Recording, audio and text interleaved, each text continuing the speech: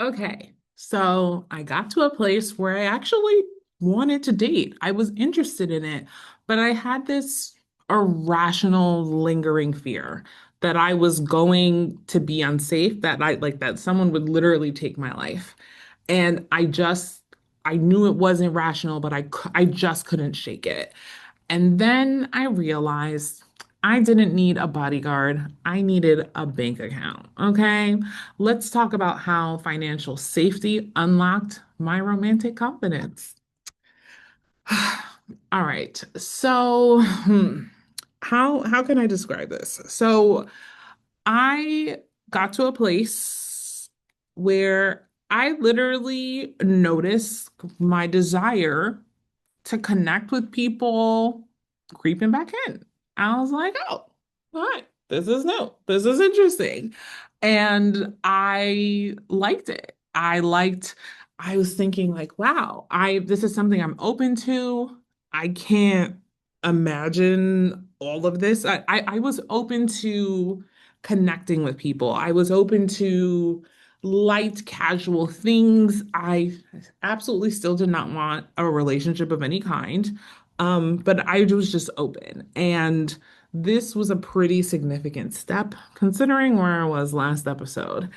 And so I was excited about this openness and desire, and I celebrated it as a milestone. And so then I thought through, okay, Sable, if you're ready to be out in these streets, get out in these streets. I thought about downloading apps, being in the world, and it actually literally terrified me. And part of me felt so confused, like, or not confused. I was perplexed. I felt curious because I had this, I noticed this growing desire, like sort of taking up space. But at the same time, I legitimately was afraid of being murdered. Like I couldn't shake. Like I literally thought to myself, if I download an app, if I go on a date with somebody, they're gonna murder me. And I know that was illogical and crazy and irrational, and the fear was there. And so just based on my own healing journey, when a feeling shows up, I got curious about it. And I realized a couple of things by being curious about this irrational fear. The first is it actually made me have like boatloads of compassion for the version of me that survived and that lived in an abusive relationship in that two-person cult because I realized it was almost as if this fear of being murdered, just this emotion finally felt safe enough to reveal itself. And that made me sad for that other version of me because I was just sort of become with the real, I don't know if it's realization or noticing or acceptance or something of the fact that I live with this fear for my life. And, surviving abuse, like I now know fear is a good thing. And within the context of the relationship I was in, it wasn't safe to acknowledge my fear, which is a complicated thing. And I have videos about that as well. But what that meant for me is that this fear reared itself right when I was interested in expressing dating. So I just paused and I just had that conversation with myself and held myself and let that part of me speak and just hold her feelings.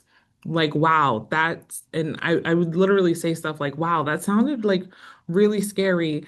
I can't believe you had to live through that. Thank you for what you did to keep us alive. And it's okay to feel like that. Like you were justified in those feelings.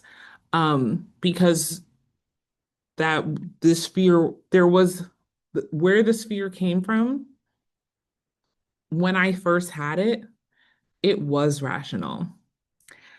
It was a logical response to what I was experiencing. And so, yeah, I noticed the fear, got curious about it. That's one thing that popped up.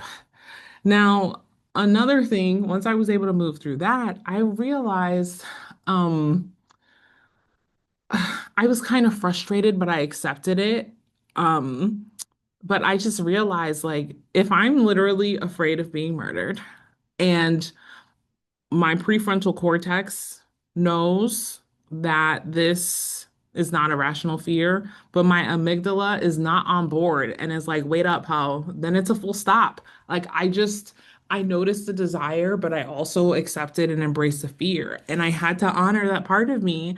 And I had to tell myself, like, okay, we're not ready to date yet. Like, it would have been so unkind and so unloving to that part of me that harbored that emotion to ignore it, blaze through it, and pursue connection anyway.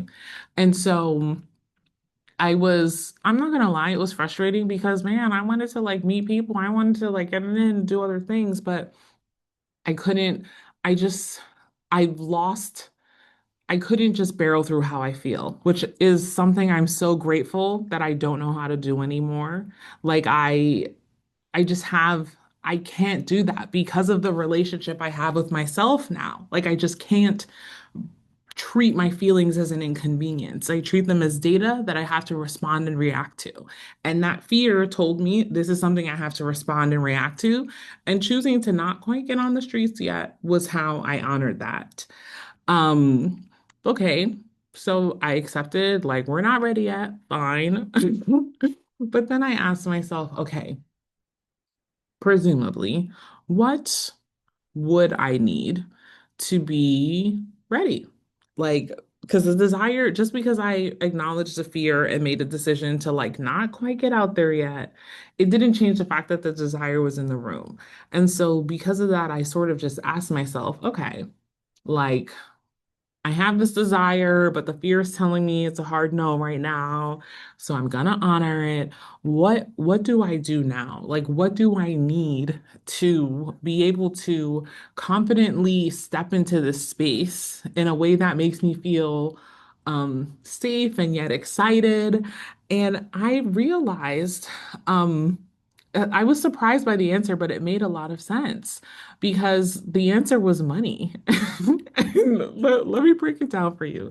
This is how I realized I needed money to feel confident and feel assertive in a way that protects me when I went dating, is because I realized in order to feel those things, I wanted to have my personal self-care to be at a different level. Like, I also wanted to have a wardrobe that really embodied like my style and like my energy.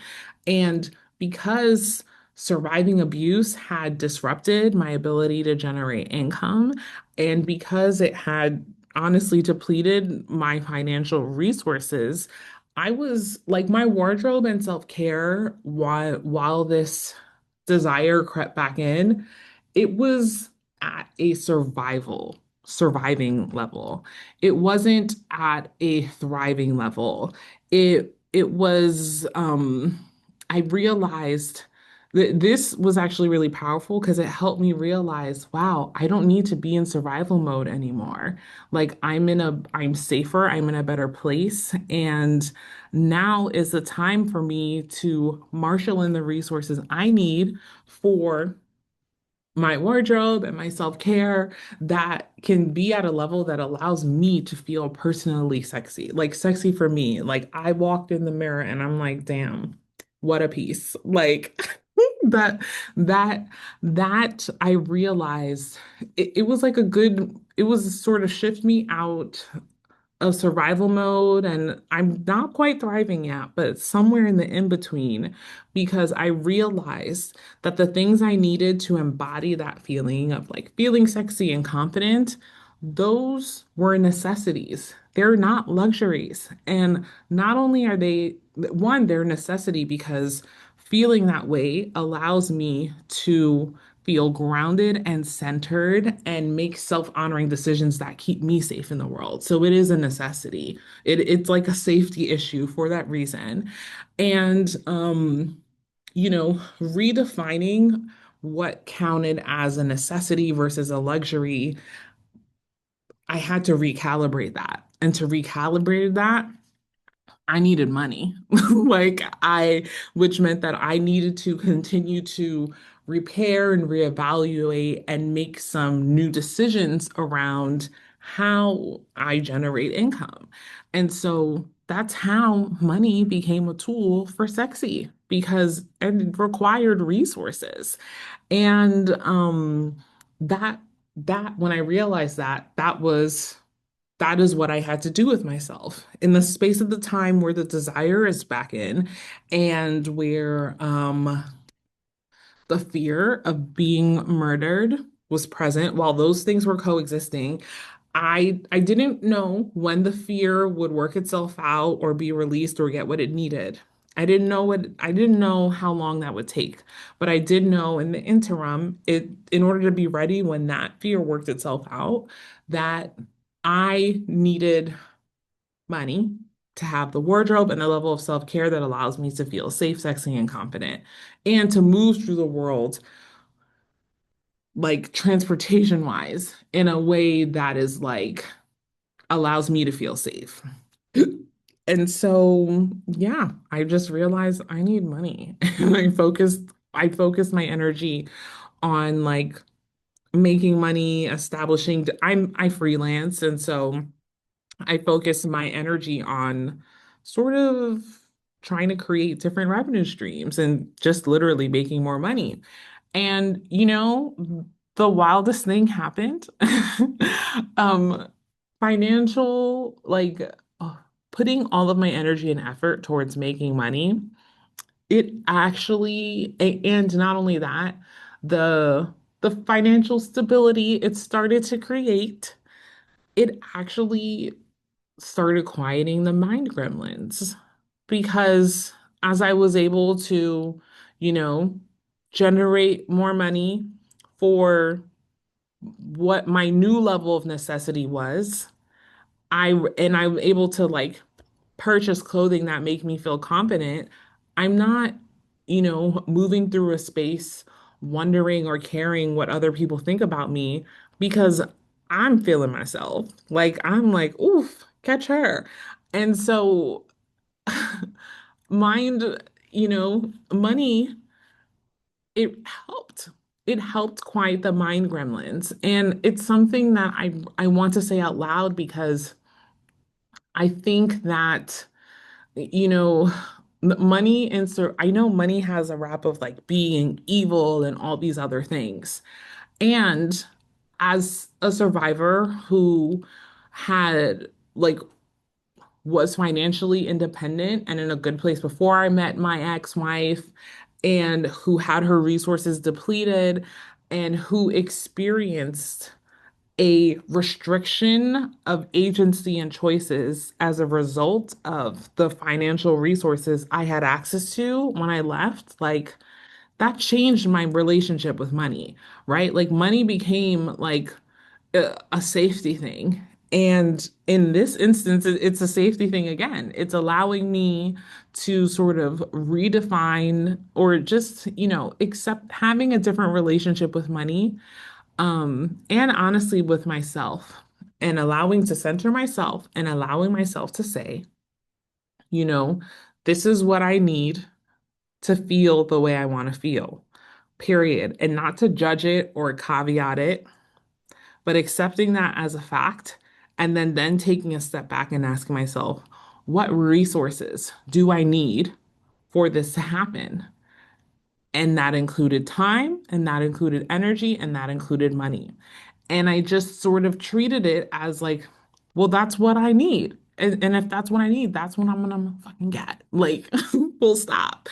And so for me, I I just found I wasn't quite expecting this, aha, so to speak, but I found that economic sovereignty was a prerequisite for dating. And not only is it a prerequisite for dating, I found it's been a prerequisite for dating after experiencing financial, emotional, physical abuse, surviving the two-person cult.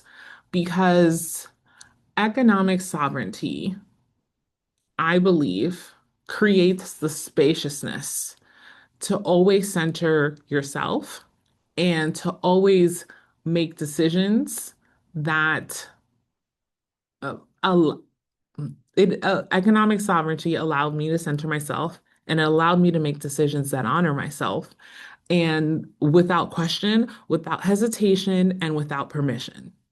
That's what it does. And if there's a resource that exists in the world that does that for me, guess what? We're about to be booed up.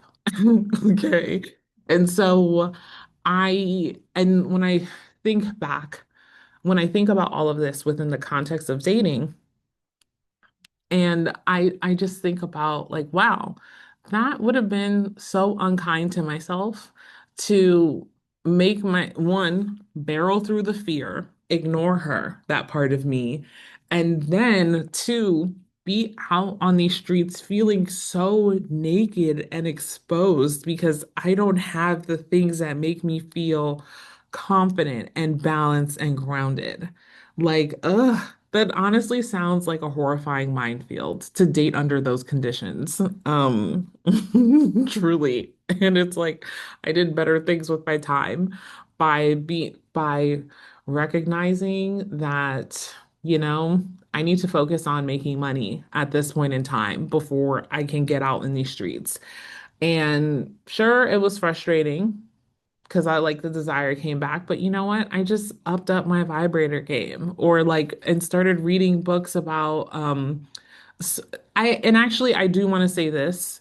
Just because I decided to pause to make money does not mean I stopped exploring like desire for myself. And that was like another sort of juicy find in this space is like I just gave myself permission to like be curious about like, well, what are the things that I like and like to actually learn about them and to like explore them through whatever resources I could find. And this actually also was a safety move and a power move because within the context of the abuse that I survived, I felt like my desire was wrong. It felt like it made me bad. Either my desire caused problems or my desire made me like unworthy or not something enough. And it actually was very healing and which I didn't realize it was healing until I had this other experience, which I'll talk about later. But it actually was a part of building that baseline of like exploring the different things that I'm into and like my own desires on my own terms because then I realized, wow, this is normal. Other people like this too. And if someone has a problem with it, they can back the fuck up. Okay. They can yuck somebody else's yum over there. So all of these wonderful things sort of happened in the space of me, well, recognizing my desire, owning my fear of murder, and accepting that I needed a pause, but not just pausing and feeling defeated, pausing and asking myself, well, what do I need to be ready? Without the expectation or force of a timeline of like I didn't do that to like make myself become ready. I just did it because I noticed, damn, this is what I need. Okay. And so I want that for you. You deserve that as well. So in the companion guide, I share specific questions I ask myself to sort of distinguish between fear and unpreparedness. Please check it out. The link is in the description.